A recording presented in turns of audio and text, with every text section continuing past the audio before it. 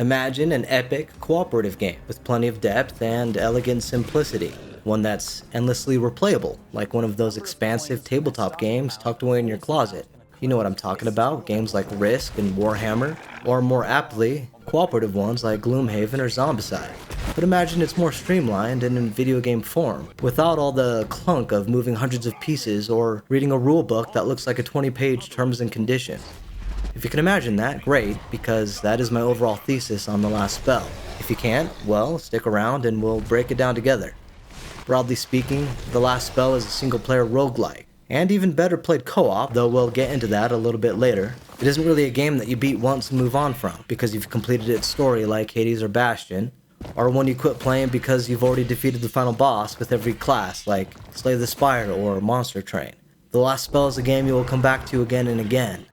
More accurately, The Last Spell is actually a roguelike tower defense, tactics, D&D light strategy game, set in a grimdark fantasy zombie apocalypse setting with an interesting world and story, fantastic art, and a killer soundtrack to boot.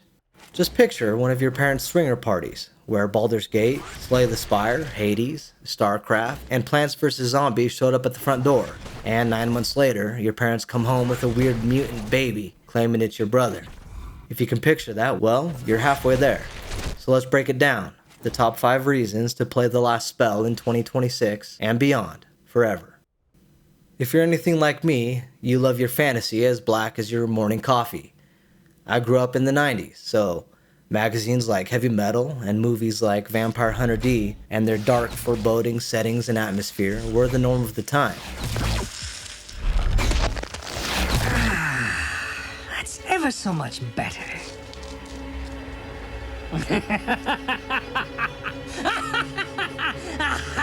Though contemporary fantasy has moved toward a high fantasy setting that is a bit more family-friendly and palatable by general audiences, recently there's been a resurgence in what we now term grimdark, with the proliferation of Souls-like copycats.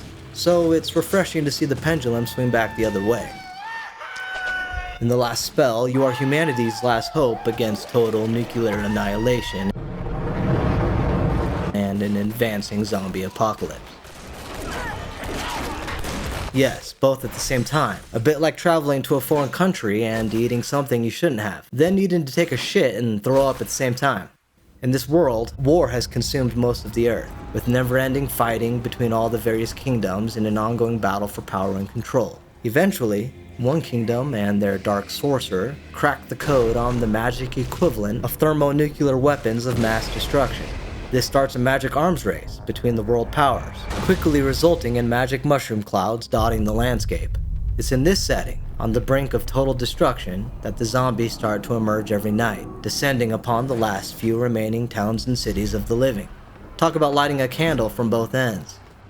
In an effort to stop the impending calamity, purge the world of the Walking Dead, and end total nuclear destruction by magic, the last remnants of the living decide to eviscerate both problems by snuffing magic from the world entirely.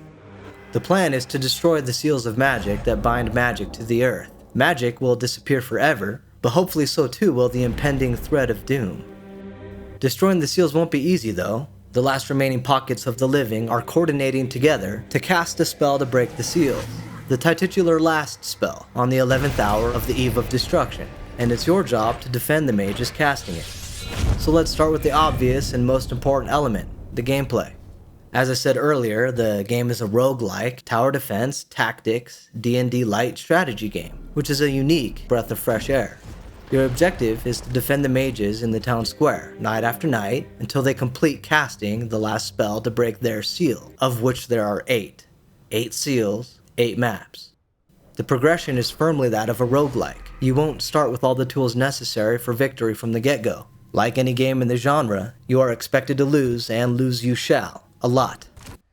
As you play through each run, you'll unlock permanent upgrades, aiding you in the quest to end the ceaseless loop of death to save the world. Gaining these upgrades allows you to progress further and further in the run, eventually beating the map and unlocking the next one. Each map is designed to bring with it a fresh set of new challenges. For example, Lakeburg has waterways that break up the terrain, funneling the zombies toward the town in unpredictable ways. Glenwald's thick forest restricts sightlines and pathways, making it difficult to attack and move heroes around the map. And each map also has a unique boss battle at the end of each run. One map's boss has a trio of giant harpies you must defeat that fly all over the map, forcing you to chase after them, while another has a giant sea serpent with limbs that never stop to seem regrowing.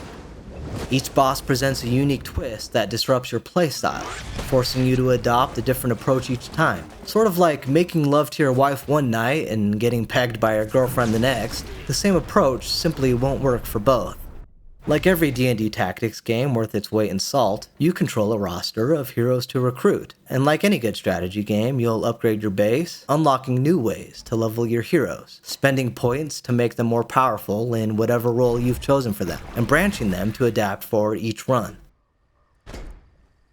You can also, of course, craft them a slew of powerful weapons by forging them yourself or buying them from the town merchant. There's an impressive amount here: bows, swords, axes, wands, scepters, spellbooks, and so on and so forth, each of which come with their own unique set of abilities and attacks.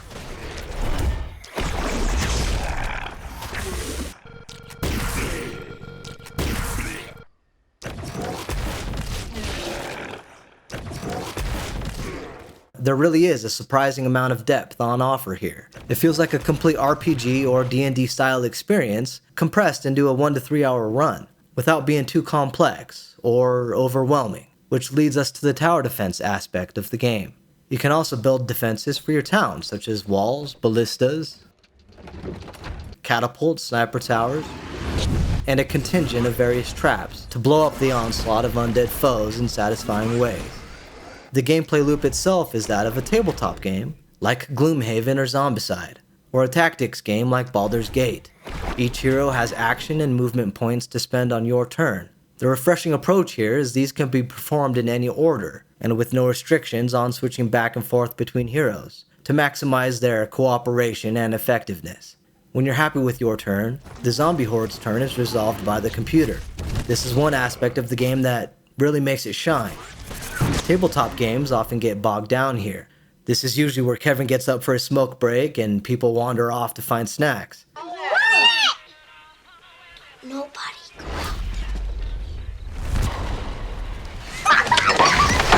out. Having the experience streamlined is one of the core strengths of digitizing a game like this.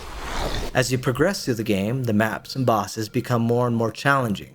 Some of these maps can be a real pain in the ass, and again, you'll have to fundamentally reevaluate how you itemize and upgrade your heroes.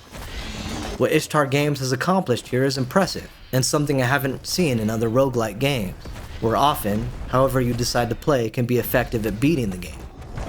Moving on now, it should be obvious the last spell is a pixel art game.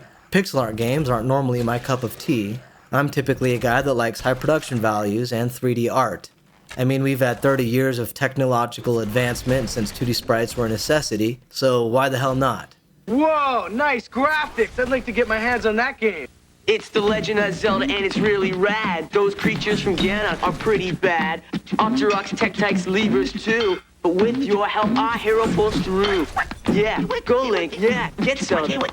Awesome. Intense. And look, I get it. Often pixel art is unavoidable for budgetary reasons. So pixel art really has to be well executed for it to work for me.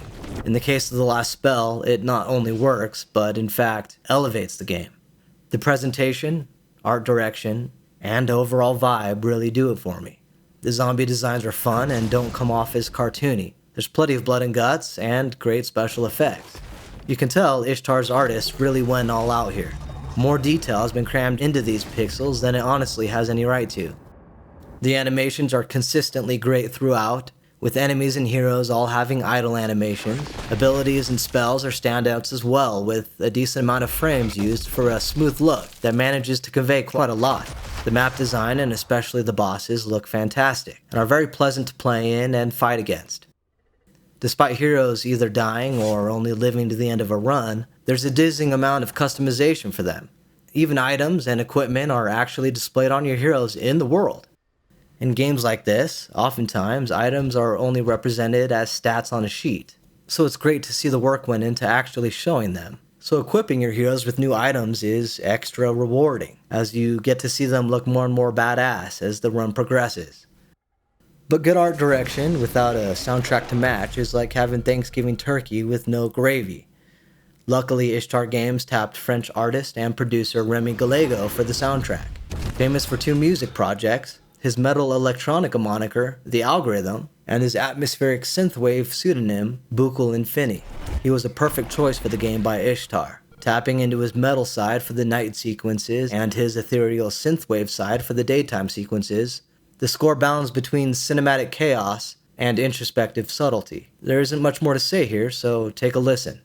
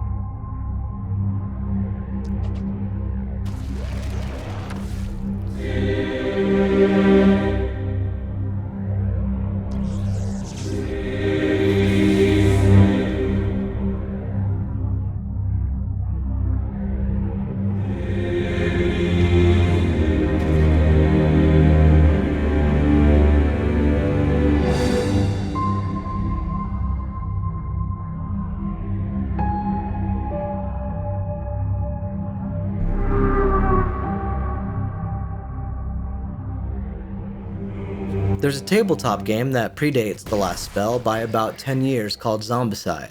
Though lacking the same depth in RPG hero mechanics and itemization, they are very similar experiences in the overall flow of the game. The difference is Zombicide is an 8-player cooperative tabletop game, and The Last Spell is, on the surface, strictly single player. But if you break down the actual flow of the game and the way turns are resolved, they are nearly identical. Both games have heroes taking their turn first, working together to traverse the map and killing things. Then the zombie's turn is resolved by a predictable set of rules. Since fundamentally there is no difference between how each game flows, I couldn't help thinking The Last Spell should have been cooperative. And while Zombicide supports up to 8 players, it can actually be played solo, or with any number of players, dividing the heroes between however many people there are. So that's when it dawned on me, and I roped my brother into conducting a little experiment. We both downloaded Parsec and had a crack at playing it together. We divided the heroes between us and, just like a cooperative tabletop game, discussed strategies, made decisions on how to spend resources, and operated our individual heroes. It was the same fantastic game from solo play, but with the added layer of hysterical social hijinks, which is the whole reason people get together in gaming stores to play games like this, because it definitely isn't the smell in there that keeps them coming back. To my shock and amazement, there was absolutely no loss in the experience. In fact, it was a huge improvement. It played just like Zombicide, but better. Because the computer took the zombie's turn, thus removing the slog of us needing to do it. Having a more streamlined and automatic experience compared to playing the physical tabletop game really elevated the experience of this type of game for both of us. Often when the idea of playing Zombicide comes up, the thought of all the monotony involved sometimes prevents us from even starting.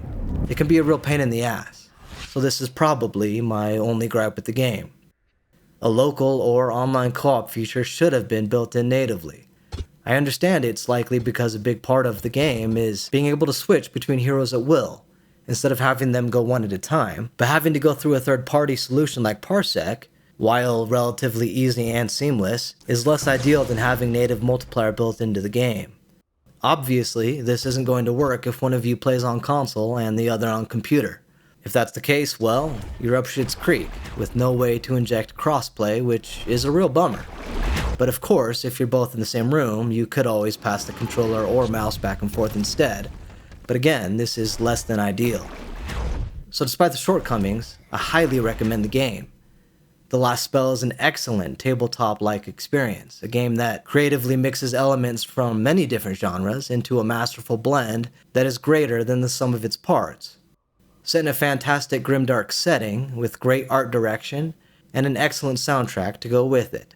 It's a game that, like any great tabletop game, can be pulled out and re-enjoyed for years and years to come. And if you're willing to put in some extra steps, it's one of the absolute best cooperative experiences you can have in the genre, in a more streamlined form that's faster and smoother than the physical counterpart, but with even more approachable depth.